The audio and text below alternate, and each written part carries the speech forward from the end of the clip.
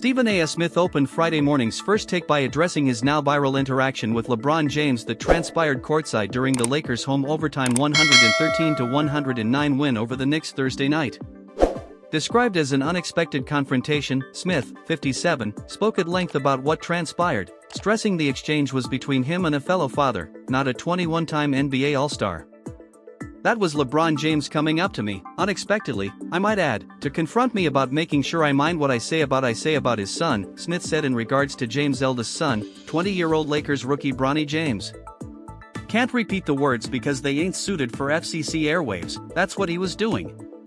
And I thought long and hard about this over the last few hours cause I had no intention on talking about this at all.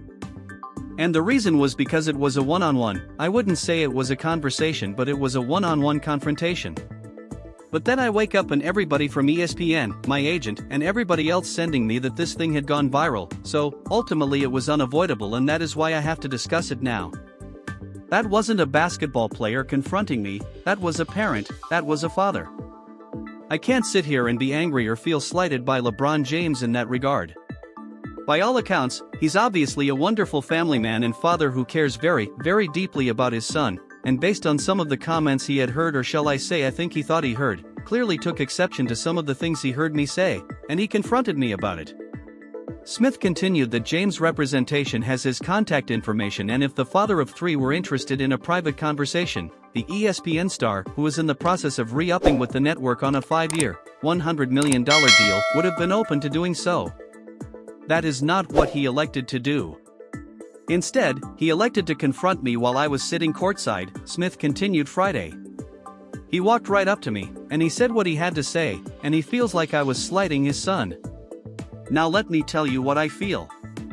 What I would have said if we were in a different environment, cause I was not going to engage in a confrontation at that particular moment in that setting. But if he had had that conversation, I would have said to LeBron James the first never would speak negatively about your son. I was talking about you. Smith added he has nothing but the best wishes for Bronny James, who was selected number 55 overall by the Lakers in last year's NBA draft, but has struggled at the pro level. Social media lip readers speculated Thursday that James told Smith, "Keep my son out of this ST. I hope he flourishes into an NBA star," Smith continued of the former USC product. "I don't know anybody who roots against him, it certainly isn't me." But in the same breath, at the time we were talking about him, he was percolating to such a degree that the Bronny James stories had gone viral. And so we have to talk about it. And when I said the things that I said, I wasn't talking about Bronny James because my attitude is he's a rookie, he's going to take some time to get himself together, he'll be just fine, especially with Lakers coach JJ Redick and the staff coaching him. I was talking about the position he was put in by his dad because LeBron James has been on the record, and I'll read the quote. There was a quote he gave in February of 2024, "The work and results will ultimately do the talking no matter what he decides to do. If y'all don't know, he doesn't care what a mock draft says, he just works. Earned, not given."